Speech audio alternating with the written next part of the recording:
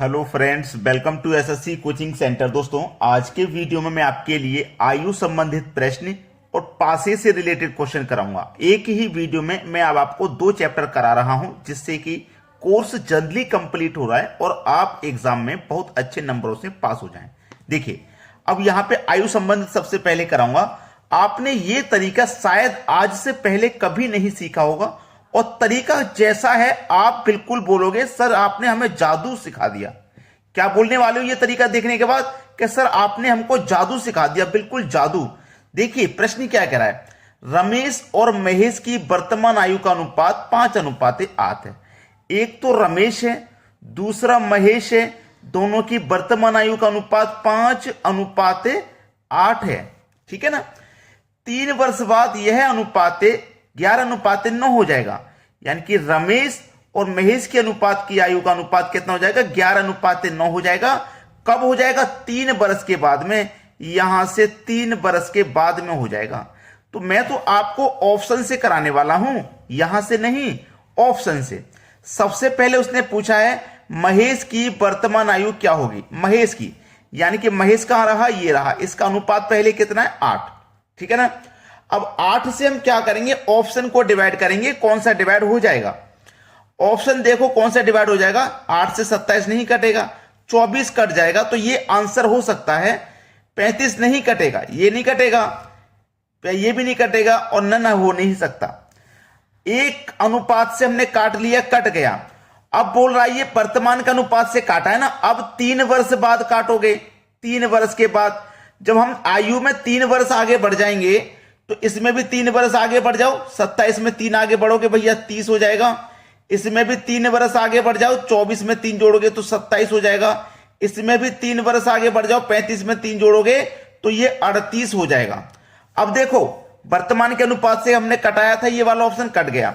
अब दूसरा अनुपात 3 वर्ष बाद में आ जाइए, क्योंकि हमने 3 वर्ष सब में जोड़ लिया। अब 3 वर्ष बाद में आ गए, तो 3 वर्ष बाद महेश का अनुपात 9 है। अब देखो 9 से कौन सा कट जाएगा, 9 से देखो 3 वर्ष बाद 30 आयु हो चुकी है। 27 और 38 3 वर्ष बाद की आयु है, और हमें 3 वर्ष आयु बाद वाले अनुपात से काटना है।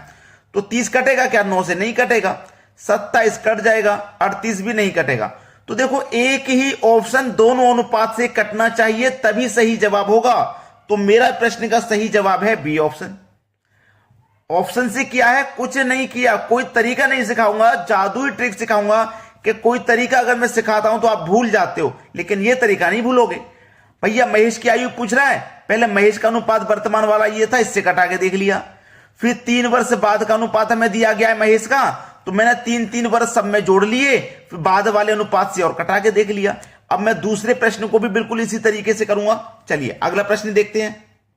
अगला प्रश्न है, ए और बी की वर्तमान आयु का अनुपात 5:6 है। ए और बी की वर्तमान आयु का अनुपात 5:6 है। ठीक है।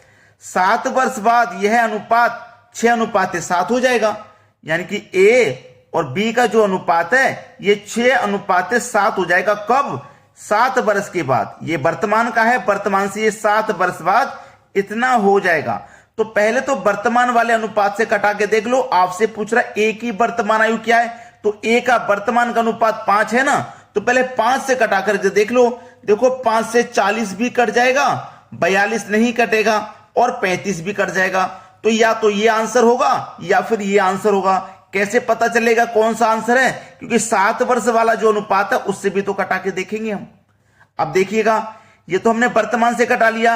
अब हम 7 वर्ष बाद आ जाएंगे आगे, तो ये 40 है हमारी उम्र, इसमें मैं 7 वर्ष जोड़ के आगे आ जाऊंगा तो ये 47 हो जाएगी। इसमें भी इसे, ये तो हो नहीं सकता आंसर, इसे तो हटा दो। जो आपके कट गए हैं ना उन्हीं में जोड़ लीजिए। ये भी 7 वर्ष जोड़ के कितना हो जाएगा, इसमें 7 जोड़ेंगे तो ये 42 हो जाएगा। अब देखो ए के हमने अनुपात से काट लिए थे वर्तमान से, ये दोनों कटे थे। अब ए का 7 वर्ष बाद वाला अनुपात 6 है, 6 से कटाओ भाई। 6 से देखो 47 कट जाएगा क्या? 6 से 47 नहीं कटेगा। 6 से 42 कट जाएगा क्या? 6 से 42 कट जाएगा। सवाल देखो यही खत्म हो गया। सी ऑप्शन बिल्कुल सही जवाब है। ये ए के 7 वर्ष पहले वाले अनुपात से भी कट गया और 7 वर्ष बाद वाले अनुपात से भी कट गया। सवाल यही खत्म हो गया। उम्मीद करता हूं कि यह तरीका आपको बहुत अच्छा लग रहा होगा। एक और प्रश्न है जिसमें कि पहले का भी दिया गया है, वो भी देख लीजिए। अगला प्रश्न है 6 वर्ष पूर्व ए तथा बी की आयु का अनुपात 6:5 था। ए और बी के आयु का अनुपात 6:5 था 6 वर्ष पहले का। ये अनुपात हमारे पास 6 वर्ष पहले का है। तो मैं सभी में से 6 वर्ष माइनस कर दूंगा, यानी कि अगर मैं इसमें से भी 6 वर्ष माइनस कर दूं तो ये 13 बचेगा, इसमें से भी 6 वर्ष माइनस कर दूं तो ये 8 बचेगा, इसमें से भी 6 वर्ष माइनस कर दूं तो ये 10 बचेगा। अब ये 6 वर्ष पहले का अनुपात था। पूछा क्या है, बी की वर्तमान आयु। तो बी का अनुपात मेरा 6 वर्ष पहले का 5 है और 6 वर्ष पहले की आयु मैंने माइनस करके निकाल ली है। अब 5 से कौन सा ऑप्शन कट जाएगा? 10 कट जाएगा। 6 वर्ष पहले का मेरा 10 कट जाएगा कि नहीं कट जाएगा? 5 से 10 कट जाएगा, ये सही हो सकता है। अब बाद में 4 वर्ष के बाद में एक और अनुपात है, ए और बी का एक और अनुपात है 11:10। ये यहां से 4 वर्ष बाद का है। 5 से ये 10 कट गया था, अब 4 वर्ष बाद का अनुपात देखो यही है। 4 वर्ष बाद का अनुपात मेरा 10 है, लेकिन 19 मेरी आयु है, इसमें 4 जोड़ के आगे आऊंगा क्योंकि 4 वर्ष बाद का आयु है। तो 4 वर्ष जोड़ के कितना हो जाएगा भैया? 19 में 4 जोड़ देंगे 23, और इसमें भी चलो 4 जोड़ देते हैं। 14 में 4 जोड़ देंगे 18, 16 में 4 जोड़ देंगे तो 20 हो गया। अब ये जो दूसरा अनुपात था मेरा बी का 4 वर्ष बाद का, उससे देखो कौन सा ऑप्शन कट जाएगा? 23 कटेगा नहीं, 18 कटेगा नहीं, 20 कट जाएगा। तो दोनों ऑप्शन से देखो एक ही ऑप्शन कट रहे हैं, यानी कि सी ऑप्शन यहां पे भी मेरा बिल्कुल सही जवाब हो जाएगा। ऐसा प्रश्न आज से पहले आपको नहीं बनता होगा, लेकिन लाइक तो जरूर कर देना। अभी आगे मैं आपको इसी वीडियो में क्या बोला था, पासा कराने वाला हूं, पासा। तो वीडियो को छोड़ के मत जाइए, अभी पासे के जो क्वेश्चन है वो देख लीजिए। चलिए अब देखते हैं अगला प्रश्न।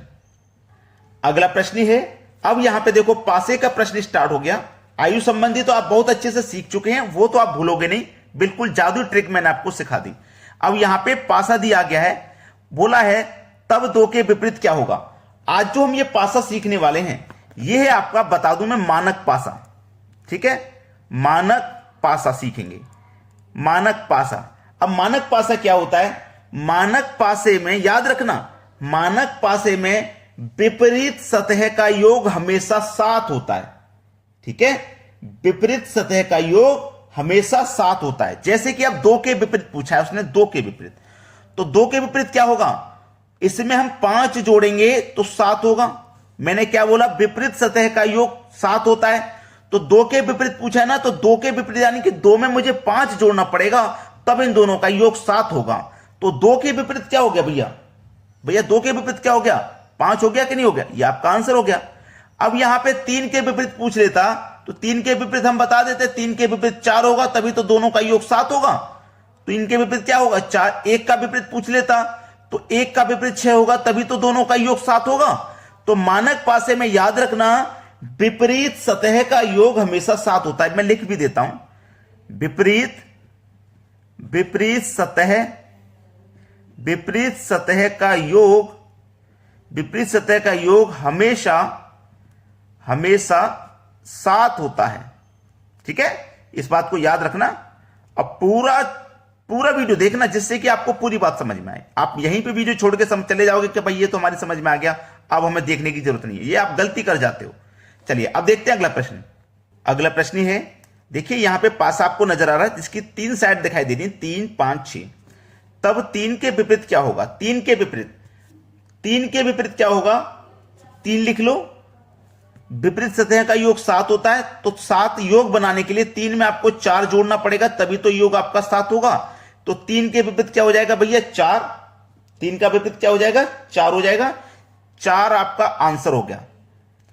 एक बात और मैं आपको बता रहा हूं, हम कैसे पहचानेंगे कि यह हमारा मानक पासा है। यह हमारा एक मानक पासा है, यह हम कैसे पहचानेंगे? आपके दिमाग में यह कंफ्यूजन चल रहा है, मैं बताता हूं कैसे पहचानेंगे। यहां पे जो 3 साइडें दिखाई देंगी आपको, इनमें से 2 साइड को जोड़ने पर उनका योग कभी 7 नहीं मिलेगा। जैसे मैं 3 और 5 को जोड़ूं तो 8 मिलेगा, 7 नहीं। 5 और 6 को जोड़ूं तो 11 मिलेगा, 7 नहीं। 6 और 3 को जोड़ूं तो 9 मिलेगा, 7 नहीं। तो यहां पे हमको जो 3 साइड दिखाई देंगी, उनमें से किसी भी 2 साइड को जोड़ने पे 7 नहीं मिलेगा। अगर मिल गया 7 तो वो हमारा मानक पासा नहीं है, अगर 7 नहीं मिल पा रहा है तो वो हमारा मानक पासा है, याद रख लेना। ठीक है, तो यहां पे 3 का विपरीत 4 हो गया। चलिए अब देखते हैं अगला प्रश्न। अगला प्रश्न है, यहां पे देखिए ए बी सी दिया गया है पासे में, अब पूछ रहा है बी का विपरीत क्या होगा। अब जैसे पासे में नंबर होते हैं 1 2 3 4 5 6, यही तो होते हैं। अब इनको ए बी सी के रूप में दिया गया है, तो ए आपका 1 पे आ गया, बी 2 नंबर पे, सी 3 नंबर पे, डी 4 नंबर पे, ई 5 नंबर पे और एफ 6 नंबर पे। इसी तरीके से चलेंगे 1 से लेकर 6 तक, ये भी हम 1 से लेकर 6 तक आ गए। ठीक है, अब बोला है बी के विपरीत क्या होगा। अब बी देखो कितने नंबर पे, हमें क्लियर कर लिया ना, सबको नंबरिंग हमने दे दिया। सबको जब नंबरिंग दे दिया तो आसानी से पता लग गया, क्योंकि ये मेरा 1 नंबर पे है, बी मेरा 2 नंबर पे है, सी मेरा 3 नंबर पे है। अब मुझसे बोला है कि भाई बी के विपरीत क्या होगा। इस बी के विपरीत, बी मेरा 2 नंबर पे है और मेरा पासा है ये कैसा, मानक पासा, तो इसमें 7 योग होना चाहिए। तो मैं 2 में 5 जोड़ूंगा तभी तो मेरा योग 7 आएगा। भाई 2 में 5 जोड़ूंगा तभी तो मेरा योग 7 आएगा। तो यानी कि 2 के विपरीत कौन होना चाहिए, 5, और 5 नंबर पे कौन है, ई, 5 नंबर पे है ई। तो इसका मतलब मेरे प्रश्न का सही जवाब कौन सा हो जाएगा, यहां पे ई। क्लियर भाई, ई यहां पे प्रश्न का बिल्कुल सही आंसर है। ठीक है, चलिए अब देखेंगे अगला सवाल। अगला प्रश्न है, निम्न में से मानक पासा है। मानक पासा की मैंने आपको एक पहचान बताई थी। ठीक है, मानक पासा की मैंने आपको एक पहचान बताई थी, अगर किसी भी 2 संख्या का योग 7 हो गया तो वो मानक पासा नहीं है। ठीक है, वो मानक पासा मेरा नहीं है, क्योंकि मानक पासा की जो 3 साइड दिखाएंगी उनका योग अगर 7 हो जाएगा, उनका योग अगर 7 हो जाएगा तो यहां पे मैं आपको पहले क्लियर कर चुका हूं, मानक पासा में इन 2 संख्याओं का योग 7 नहीं हो सकता। ठीक है, चलिए निम्न में से मानक पासा है, चलिए 5 और 2 7 हो गया भैया, इन दोनों का योग 7 हो गया, 2 + 5 7 हो गया, 3 और 4 ये भी 7 हो गया, 3 + 4 ये भी 7 हो गया, 6 और 1 ये भी 7 हो गया, 5 और 1 6 हो जाएगा, 5 और 3 8 हो जाएगा, 3 और 1 4 हो जाएगा। भैया यही है मेरा मानक पासा, डी ऑप्शन। प्रश्न में मैंने आपको पहले ही बता दिया था कि मानक पासे में कभी भी इन साइडों का योग 7 नहीं होता। तो मेरा डी ऑप्शन ऐसा है जिनकी 2 साइड जोड़ने पे योग 7 नहीं हो रहा। इसका मतलब ये तीनों मेरे मानक पासा नहीं है, ये मेरा मानक पासा है। ये पहचान मैंने आपको पहले बताई थी। जो बच्चे वीडियो को छोड़ के भाग गए वो इस चीज को नहीं सीख पाए। चलिए अब देखते हैं अगला प्रश्न। अगला प्रश्न है, निम्न में से कौन सा मानक पासा नहीं है। कौन सा मानक पासा नहीं है उसने ये पूछा है। ठीक है, चलिए मानक पासा की 3 साइड जो होती हैं अगर उनको जोड़ने से 7 बन गया तो वो हमारा मानक पासा नहीं है। ठीक है, चलिए अब यहां पे मैं जोड़ के देख लेता हूं। 5 और 2 7 हो गया, 5 + 2 7 हो गया। तो ये मेरा मानक पासा नहीं है, क्योंकि मानक पासे की जो 2 साइडें होती हैं, याद रखना मानक पासे की जो 2 साइड होती है ना, उनको जोड़ने से अगर योग 7 हो गया तो वो मेरा मानक पासा नहीं हो सकता। बता चुका हूं ना, ये भी मेरा मानक पासा नहीं है। देखिए ये मानक पासा है, ये भी मानक पासा है, ये भी मानक पासा है। मानक पासे में कभी भी जो 3 साइडें दिखाई देती हैं उनका योग 7 नहीं होता। मानक पासे में जो 3 साइड दिखाई देती हैं उनका योग कभी भी 7 नहीं होता। जैसे 3 और 2 5, 3 और 1 4, 2 और 1 3, इनका योग 7 नहीं है ना, ये मेरा मानक पासा है। 6 4 10, 6 5 11, 5 और 4 9, इनका योग 7 नहीं है, इसका मतलब ये भी मानक पासा। 6 2 8, 6 3 11, 2 5, ये भी मेरा मानक पासा। अब इसका योग 7 बन रहा है तो ये मेरा मानक पासा नहीं है। मानक पासे की जो दिखने वाली साइड होती हैं उनका योग कभी 7 नहीं होता। अगर 7 है तो वो मानक पासा नहीं है। भाई अगर अभी भी लाइक नहीं किया तो लाइक कर दो, शेयर नहीं किया तो शेयर कर दो, और चैनल को सब्सक्राइब नहीं किया तो सब्सक्राइब करके बेल आइकन का बटन जरूर दबा दो, ताकि इसी तरीके के वीडियो आपके लिए मिलते रहें और आपके एग्जाम की तैयारी अच्छे से हो पाए। ठीक है दोस्तों, वीडियो देखने के लिए बहुत बहुत धन्यवाद।